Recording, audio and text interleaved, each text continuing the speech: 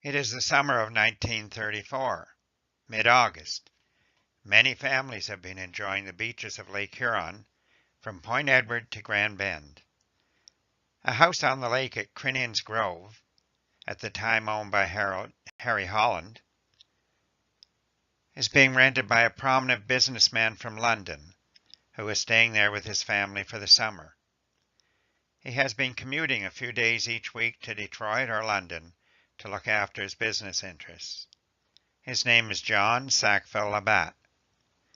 He is the president of Labatt's Brewery in London. Just a few weeks ago, the biggest story of this summer in this part of Ontario began to unfold.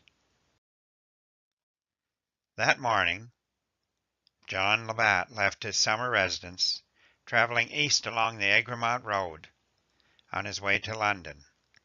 Soon after he passed the Fisher School and the Plympton Township Hall, he came to a part of the road where thick bush closes in on it. As he rounded a bend, he saw a Hudson car that he remembered had passed him back around Kamlaki.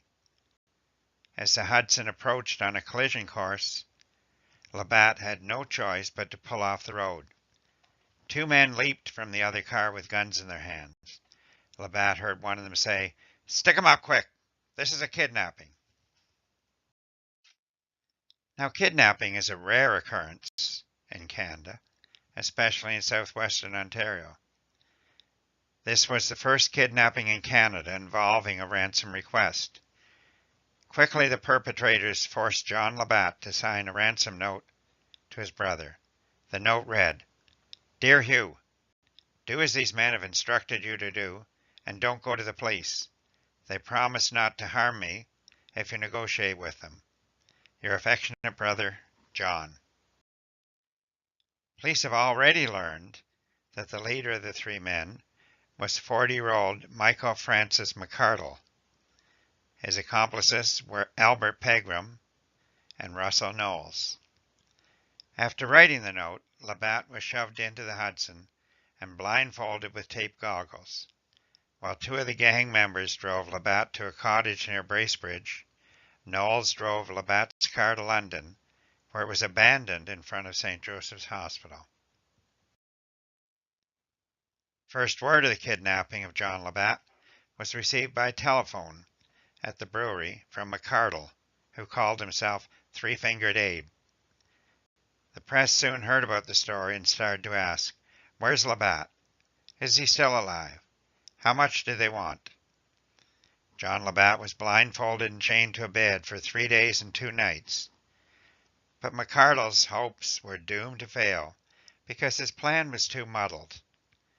Word had quickly gotten out that the ransom request was for $150,000.